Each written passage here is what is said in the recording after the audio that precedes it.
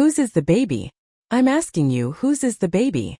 I sank onto the sofa, staring at my daughter's rounded belly, my heart twisting in agony. She was only 20, in the prime of her youth. Just thinking about her lying on an operating table for an abortion made me feel like I was dying inside. My precious daughter, whom I had held in the palm of my hand, forced to undergo this procedure. How despairing, how terrified she must be. The thought stole my breath, making it difficult to inhale.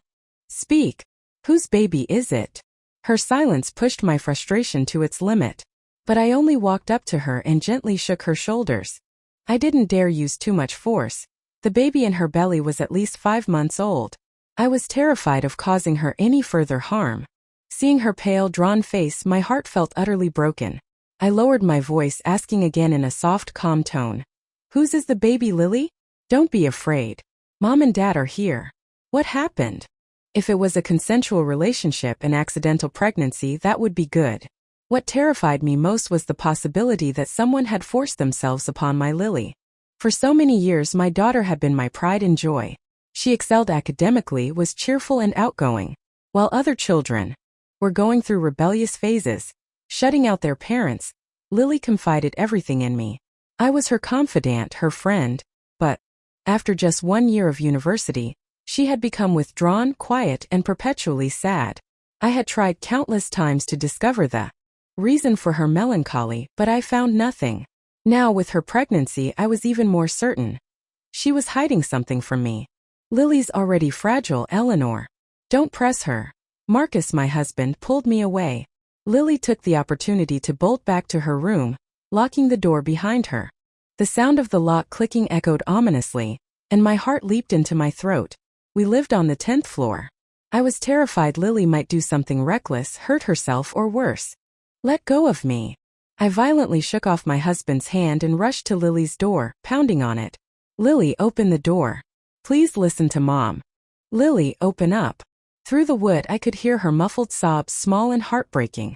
I guess she had buried her face in her pillow or under a blanket. Tears streamed down my face again. I felt completely broken, my heart aching for my precious daughter. Lily, open the door. Mom won't ask anymore. Please just open the door. I hammered on the door again, a desperate plea. My husband stood beside me, his face etched with worry. He loved Lily dearly too, but he had made a terrible mistake. Marcus, you idiot. Why didn't you tell me when Lily first got pregnant? What kind of father does that? I unleashed all my pent-up fury on my husband. Deep down though I knew it wasn't entirely his fault. Lily was stubborn. No one could make her do anything she didn't want to. Perhaps it was my fault too. I had spoiled her too much when she was young. When Lily had told Marcus about the pregnancy, she was already 3 months along, not yet visibly showing. She had begged him to help her take a leave of absence from university, threatening suicide if he didn't. Marcus, a devoted daughter slave, had done as she asked, using the excuse of illness. Thankfully, the university had granted the leave. Marcus hung his head. He reached out to embrace me, but I shoved him away. I continued to knock on the door. Lily, open the door. Don't be scared. Mom will take you out of the province to find the best doctor. My husband, bless his heart, had at least been smart about this. No one knew about Lily's pregnancy. He had even brought her home in the middle of the night to avoid being seen entering the building. Helena, stop. Just let Lily have some space. He pulled my wrist, trying to make me sit on the sofa. With such a crisis unfolding, I was a bundle of nerves, unable to sit still. 10th floor, Marcus. We live on the 10th floor. What if she does something foolish? I whispered, giving him a pointed look. Marcus sighed and raised his hand to knock on the door. Lily, open the door. You're worrying Mom and Dad. I expected his words to have no effect whatsoever. To my astonishment, the room fell silent for a few seconds and then, Lily actually opened the door. When had my daughter started listening to her father? I felt a flicker of surprise amidst the turmoil. Lily's face was a tear-streaked mess. Her tear-filled eyes looked at both of us. What she said next shattered me completely. Dad, Mom, I'm not getting an abortion. I'm going to have this baby. Say that again. My raised hand faltered midair.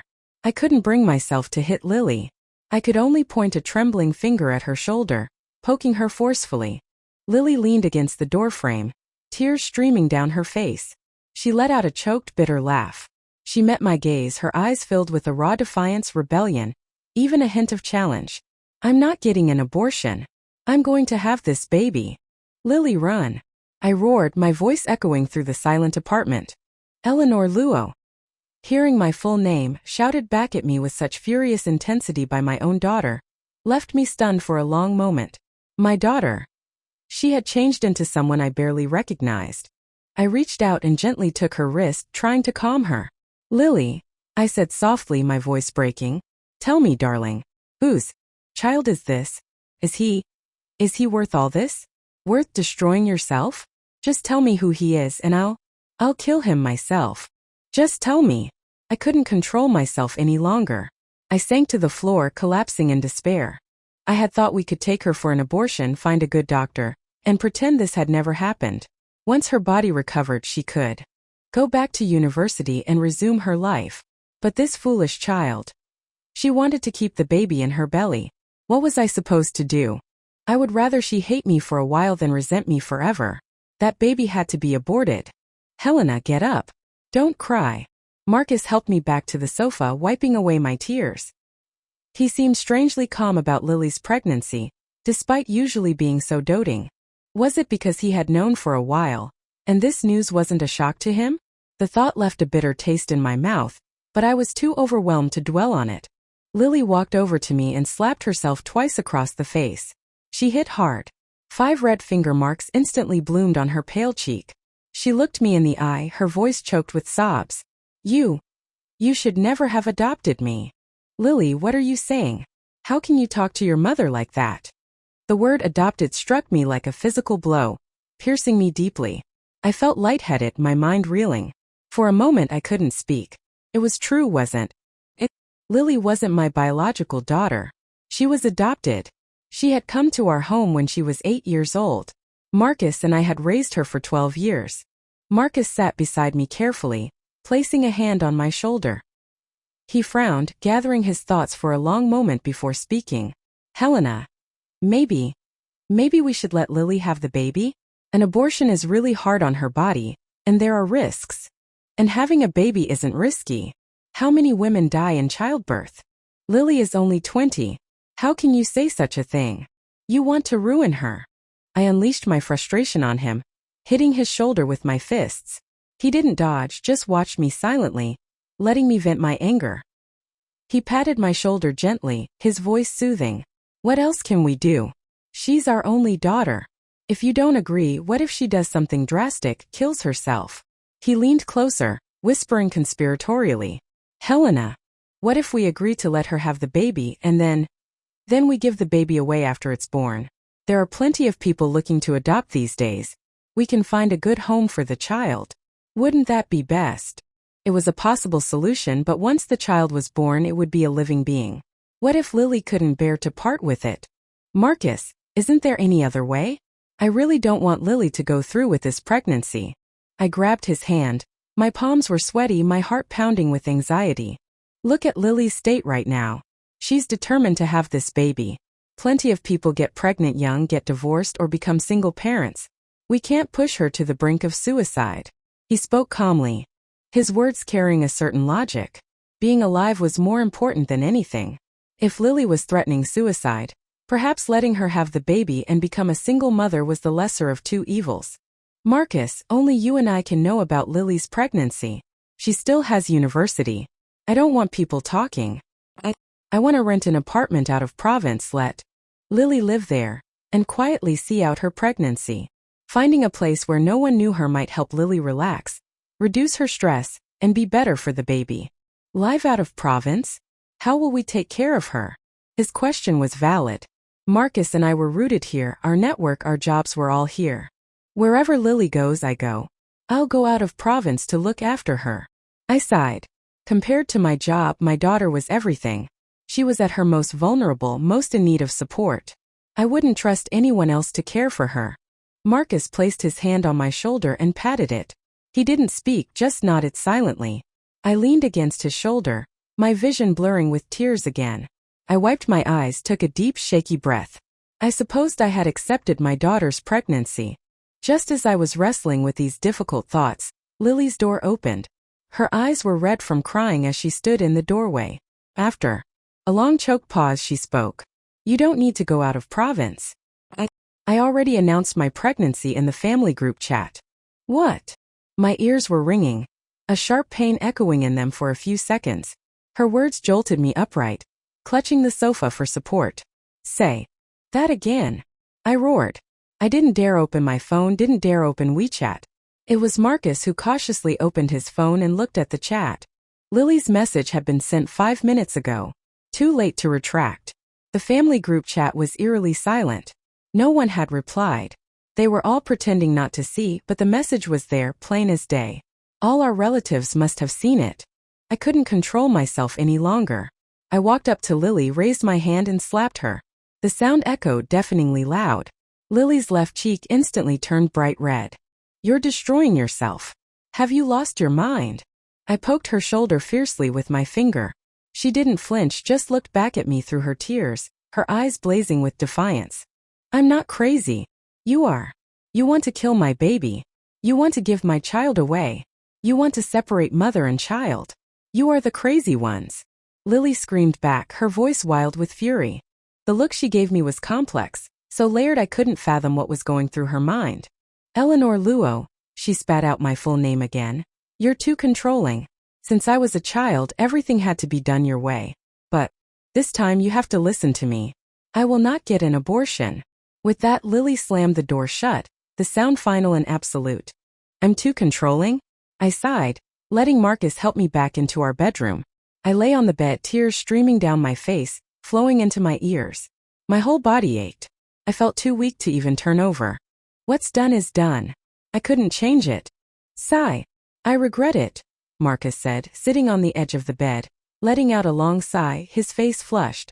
"Regret what?" I shot back, raw with anger, needing somewhere to direct it. "Regret adopting Lily? Or regret not divorcing me back then when you found out I couldn't have children?" I deliberately laced my words with barbs. "I didn't say that." Marcus turned away, presenting his back to me. "You didn't say it, but you thought it. Marcus, don't forget why I can't have children. I don't have biological children, and you shouldn't either." I yelled at him like a shrew, unleashing years of buried resentment. In the deepest part of my heart, I hated Marcus. Years ago, when Marcus became a live-in son-in-law in my family, he had told me he wanted to be a dink, dual income, no kids, to live our lives just the two of us. For him, I had 2 abortions. Later, he changed his mind and wanted children. But by then, my body had been damaged by the repeated procedures, and I could no longer get pregnant. "Eleanor Luo, don't be ridiculous. I haven't left you all these years because you couldn't have children. What more do you want?" He turned back, his face contorted with anger, then stormed out to the living room. Back when he first became a live-in son-in-law, we had signed a prenuptial agreement. If we divorced within 5 years of marriage, he wouldn't get any assets. He had learned I couldn't conceive. He had called his mother right away, saying he wanted to divorce me. I had overheard their conversation, hiding behind the door.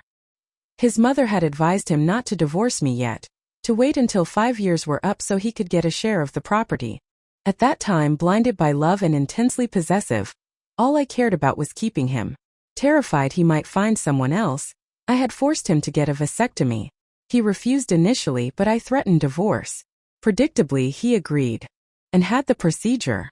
But 3 months later, he felt unwell. A doctor's visit revealed an infection, leading to azoospermia. Years of treatment did nothing.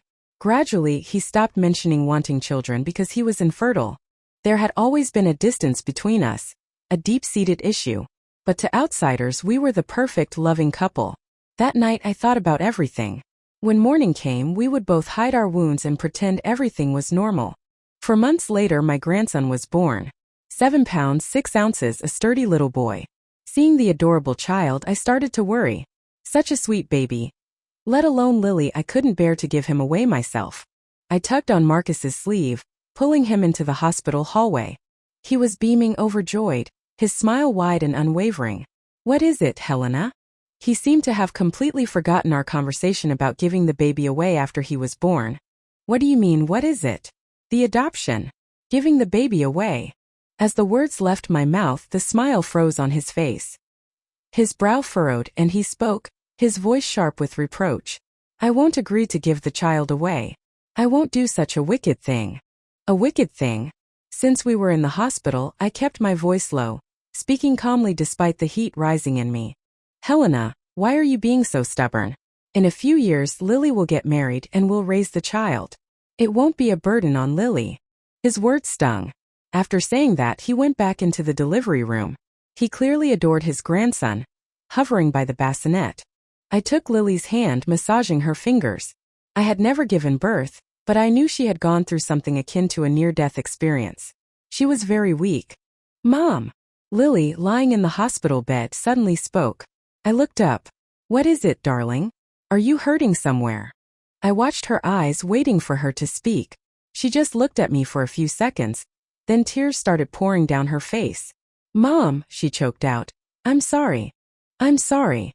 It was the first time I had ever heard her say those words. My heart twisted with a mix of emotions. I wiped her tears away.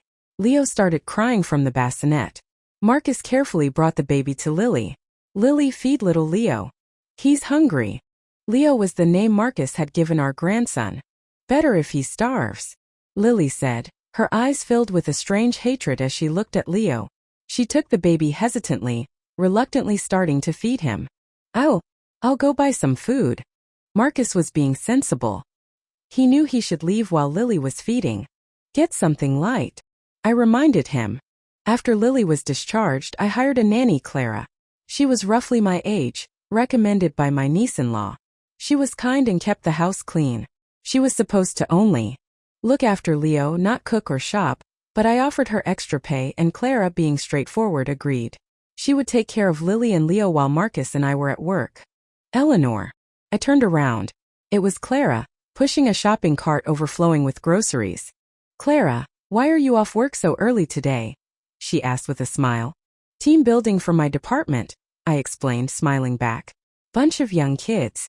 Didn't feel like joining in, so I snuck away early. Clara, take the rest of the day off. I'll handle the groceries. Go home and rest. I glanced at her cart. The vegetables were fresh, the mix of meat and vegetables well balanced. Eleanor, you're so kind. But you bought so much. With your build. Let me help you take it upstairs before I go home. She laughed. All right, haha. Compared to Clara, I was indeed rather slight. I couldn't carry all this alone. Leaving the supermarket, Clara and I each carried 2 bags. The supermarket was only about 700 to 800 meters from my home. We walked and chatted. Eleanor, Marcus. He's really good to Lily, isn't he? Oh, him? He's just a total daughter slave. He's much better to Lily than he is to me.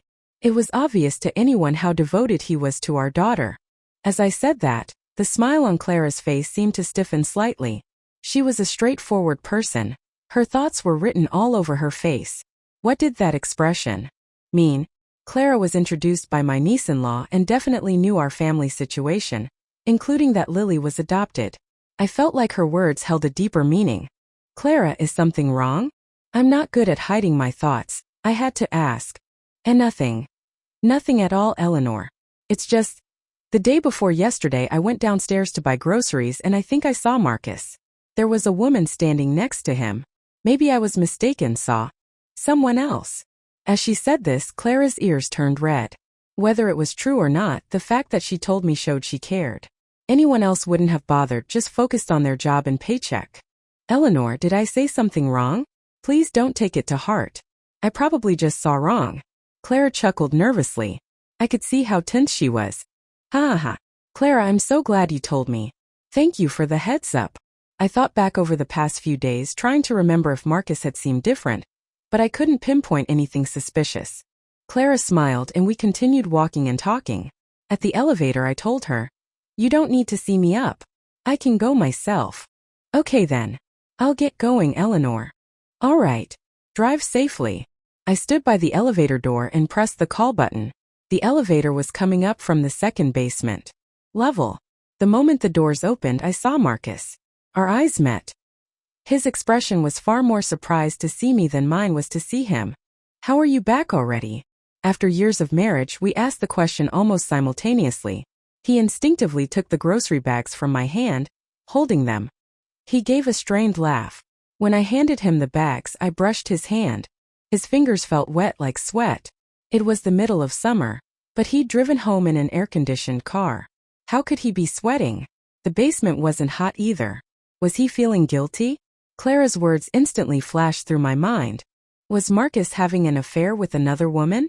I came back from my USB drive. Left it at home. Marcus's face was impassive, but I could hear the slight catch in his breath. He seemed nervous. My department had team building today, finished early. Are you up to something? You seem guilty. I questioned him. Without proof, I wouldn't make a scene. I wasn't the naive young woman I once was, crying and throwing tantrums over every little thing. Who's guilty? Buying groceries is Clara's job. Why are you buying groceries? I felt like he was trying to change the subject. My home was about a 20-minute drive from Marcus's office. I was puzzled. Why wouldn't he just use a delivery service? Why bother coming back himself? I couldn't help but ask, why didn't you just use a delivery service? Lily's home. That USB drive is really important. I didn't trust a delivery service. Anyway, it's my lunch break right now, not work hours.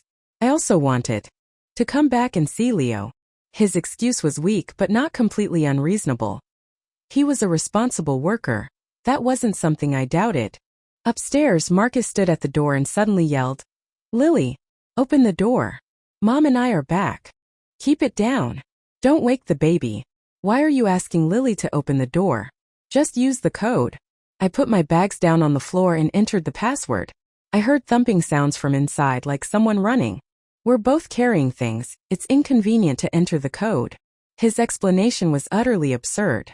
If our hands were full, we could just put the bags down. I became increasingly certain he was hiding something.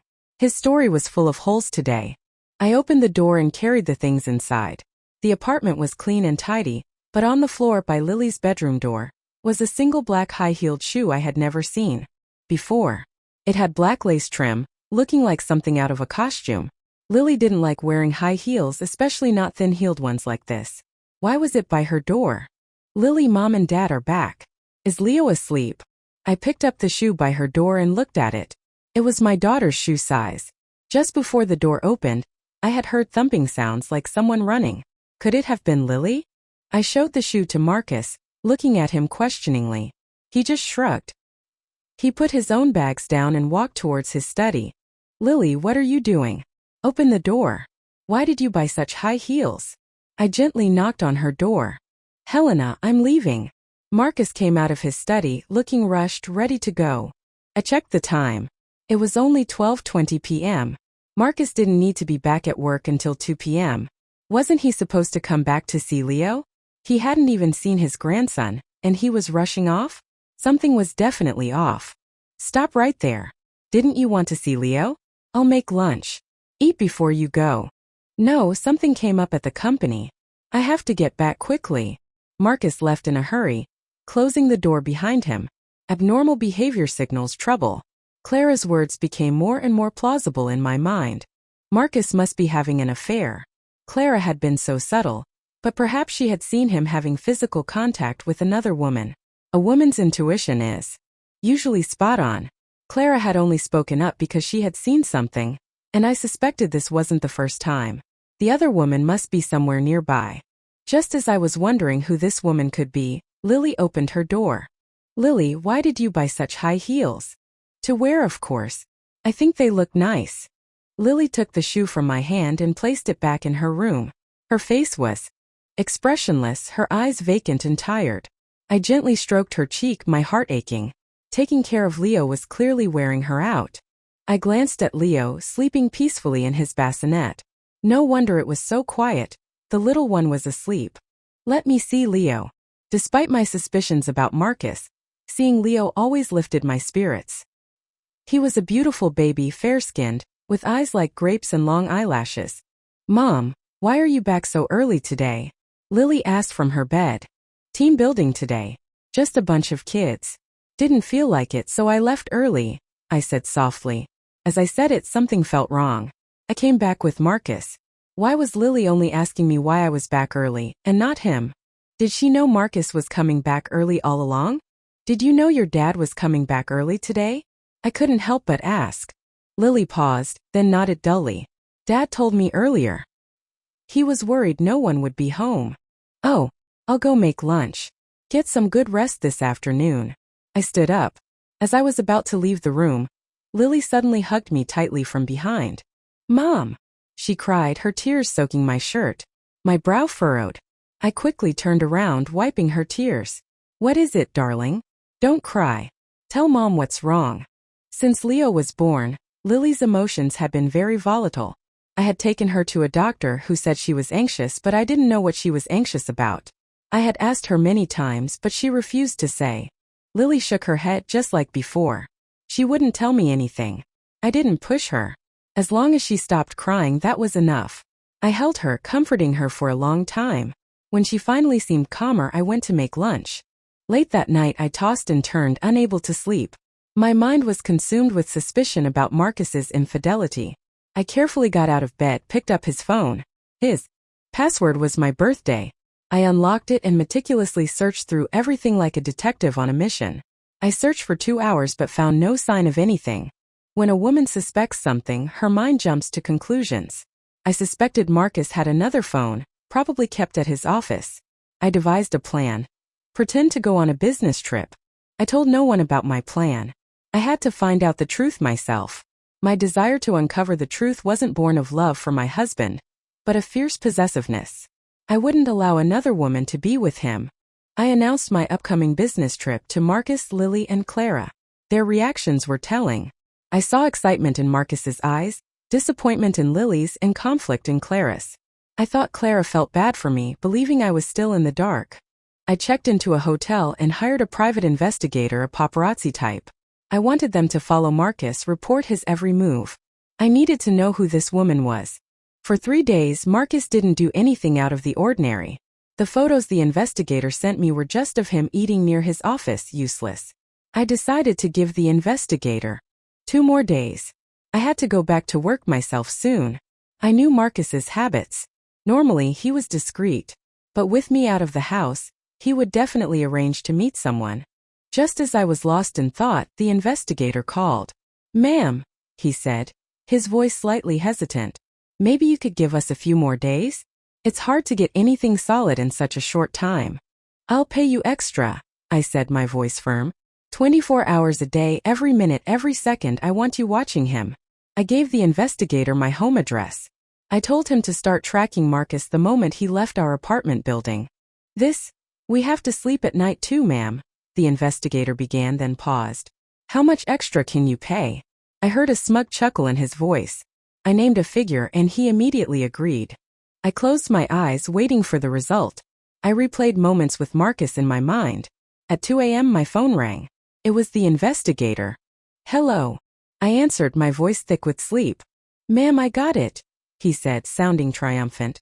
No wonder he's so well behaved during the day. Turns out he brings someone home at night. Check your WeChat, I sent you the photos. The investigator's words instantly jolted me wide awake. Brought someone home at night? But Lily and Leo were at home. I scrambled to open WeChat. The photos the investigator sent were indeed of my apartment building. More specifically, they were photos of Lily's bedroom window. Through the gap in the curtains, 2 figures. One in front, one behind. What they were doing was painfully obvious. All the other windows in the building were dark. Only mine glowed. And those 2 figures, I knew them all too well.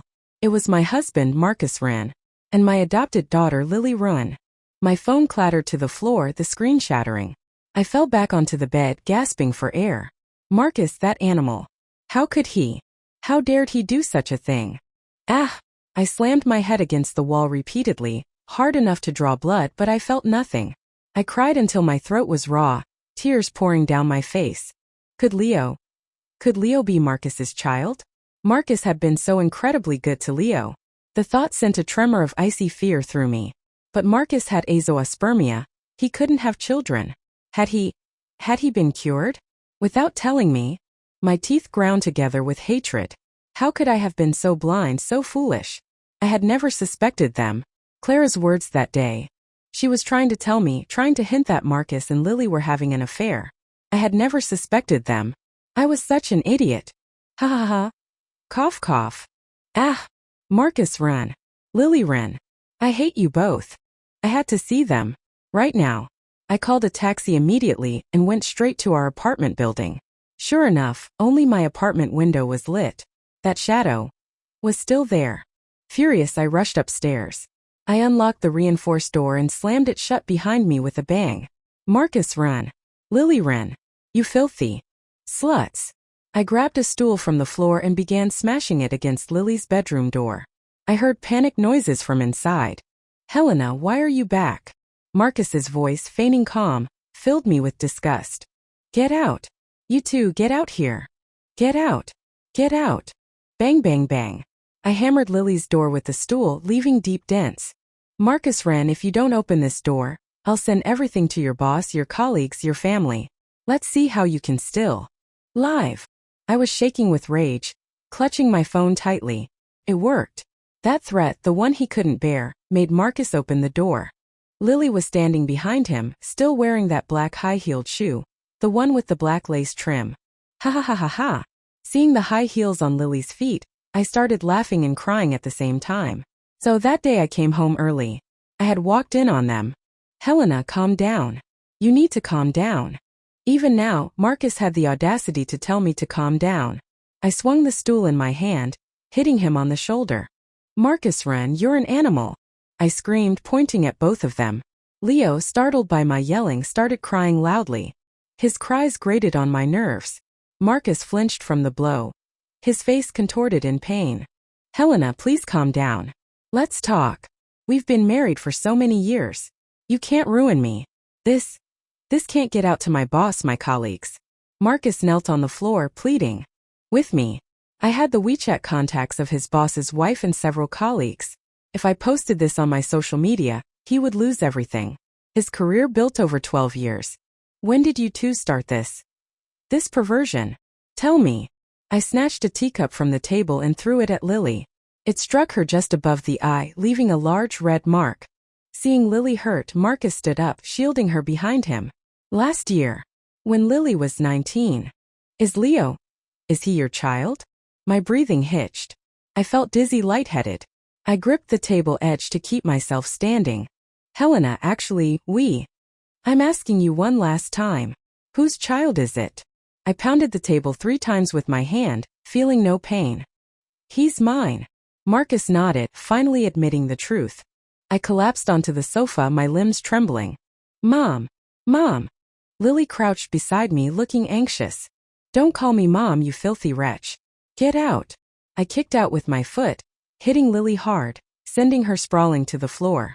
I clutched my head, crying out in agony. Marcus ran, you got cured of your azoospermia behind my back. You could have divorced me. You could have found another woman. Why? Why, Lily? Are you even human? She called you dad for 12 years. You're worse than an animal. Marcus incredibly seemed to feel wronged. He pointed a finger at me, his voice cracking with emotion. Yes, you're right to curse me. I'm not human. To get cured of my azoospermia.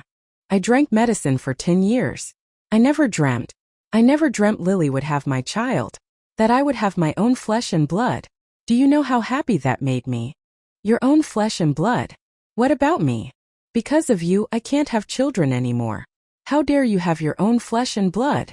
I stood up, pointing at Marcus, shaking with hatred. Eleanor Luo. Back then, after my vasectomy, it got infected. You tampered with it, didn't you? Did you think I didn't know? Listen to me, Eleanor Luo. I don't owe you anything. Lily being able to have a child with me. It's heaven's mercy. It's because I've lived a virtuous life. Marcus picked up the stool I had used and smashed it against the floor. He was highly agitated. His thin, gold-rimmed glasses made him look like a refined scoundrel. I let out a cold laugh. Marcus, daring to utter such words. Virtuous life? Having relations with your adopted daughter, and you dare call yourself virtuous?